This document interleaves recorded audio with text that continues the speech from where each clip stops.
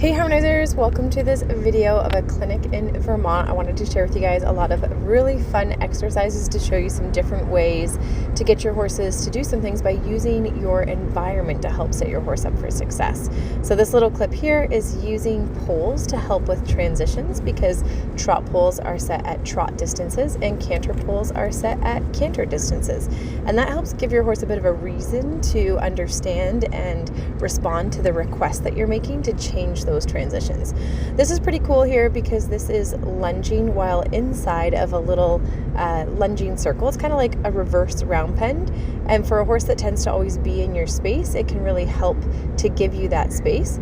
And then if your horse drifts too much, you can kind of use two kind of faux round pens, if you will. So there's like an inner to keep the human safe or to help to develop that distance from a horse that tends to be too close. And then also another layer that helps the horse not drift too far out of space as well, trying to get to the end of the line. So it helps them figure out the answer. And then we also had fun with riding around the outside of it to help the horses not lean in, as well as backing up around the circle inside of the little round pen area. And that helped to put all the pieces together of, are you moving the hips, the shoulders, backing up, all of that gives the horse a visual focus of like why to listen to your cues, especially when you're learning. It helps to give you a bit of a purpose there. And then here's another little look at using the poles to help with the transitions, because the different poles are for different things. So that was canter poles, and then this is trot poles, and then you have a little bit of time to get your canter again to get the canter poles.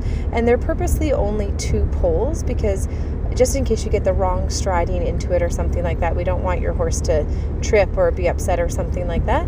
But it really helps to get the timing better of those transitions. You can see this horse is doing pretty good getting those bounce poles. They're just set 9 feet apart for the canter poles because they're bounce poles, and then the trot poles are 4 feet apart. And then here's a little look at cantering inside the little round pen circle, which is kind of a fun idea to teach those smaller circles because it gives that visual to the horse for where they're supposed to stay. And then there's no pulling on your horse or anything like that because the round pen area does that for you to keep your horse on that smaller area and can help with that balance piece, because when the horse is cantering a smaller circle, they definitely have to balance more. This is kind of interesting here. So this is doing a little bit of the groundwork, so you can see getting some calmness, relaxation, getting a lot of bend happening there, working with the horses on the ground, and using that spot on the neck to help keep the horse out of your space without trying to turn their head away from you. Because when you turn their head away from you, it can actually allow their shoulders to come into you, and then it doesn't actually work for keeping your horse out of your space because their shoulders can be on top of you. So using your hand on their neck, which is what we call the connection spot in harmony horsemanship, is really, really helpful with the horses that tend to have their feet too close to your feet. And then you can guide them with your other hand on the rope. So for some people it can feel a little bit weird because your hand that's holding the rope is actually the hand further from the horse, because your hand closest to the horse is the one on their neck. So it's a little bit of a different thing to do. So we had a lot of fun playing with a bunch of different exercises. Here, this person's doing a few changing of sides and directions, which is really great for just helping get your horse to check in mentally, making sure that they're using both the right side and the left side, because horses are super interesting because their brain doesn't connect the same way that ours does. They can literally be tame on one side and totally wild on the other. So it is important that we do things from both sides, and we really need to get out of that habit and that routine that a lot of people grow up with, where you do everything from the left, only get on from the left, only get off from the left. But really doing things from both sides is so beneficial for the horses. Here's a look at a different horse working on doing some mirroring feet, which is kind of cool. So trying to match your horse's steps is a lot of fun. You can do that with forwards, backwards. There they were doing a little bit of sideways, and it helps to give you a little bit more awareness of your horse's stride, but also matching your horse, which is a lot of fun. And when you're doing that, sometimes it helps the horses relax a little bit too, because they realize how much you're paying attention to them. And if you think about just having a good teacher in general, whether you're a horse or a human. If you know that your teacher's paying attention to you, it helps you feel a little safer and a little more excited for learning, because you know that they're paying attention and they want to help you.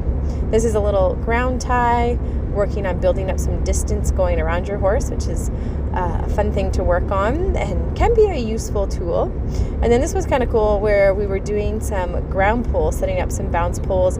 You can see there's the row of poles on the inside to help guide the horses to stay straight.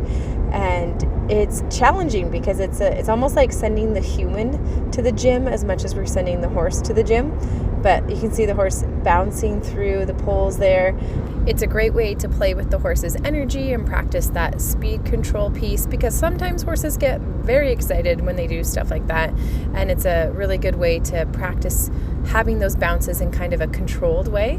And you can see that there's lots of different types of horses having fun with these exercises. So this is a cute little halflinger or halflinger cross that's playing around with doing the poles. There were some Morgans, as well as this is a thoroughbred going through. It is important to double check the distances of the poles. A lot of horses can adjust their stride, and so it doesn't really matter if it's 9 feet or 10 feet. They can lengthen or shorten their stride a little bit, but 9 feet is one that I kind of like to work with, because it works for most horses and large ponies, because the large ponies can extend a little bit and then the bigger horses can collect a little bit more. However, it's even better if you do change the distances between the poles to help make sure that it's easy for them. And then it is a good way to help them either stretch or learn to collect and shorten their stride. But it's important to start with what the horses are naturally good at first, whatever their stride is, because some horses naturally have a long stride and some of them tend to be more collected or shorter in how they move. And the interesting thing about these bounces is they basically need to have a set rhythm, otherwise they would end up stepping on the pole. So you can kind of see the legs come up and down, like the front legs go up and then the back legs come down in the same spot. And so there isn't a lot of opportunity for them to kind of play around too much with their stride. They need to get a consistent rhythm. And so when you have enough poles in a row, then it means that they need to figure out that striding.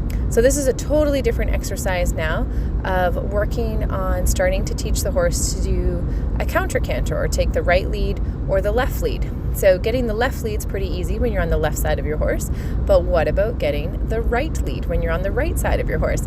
So this is not super pretty, but what a great attempt. This is the first time they were ever doing that, and just kind of shows you a totally different exercise.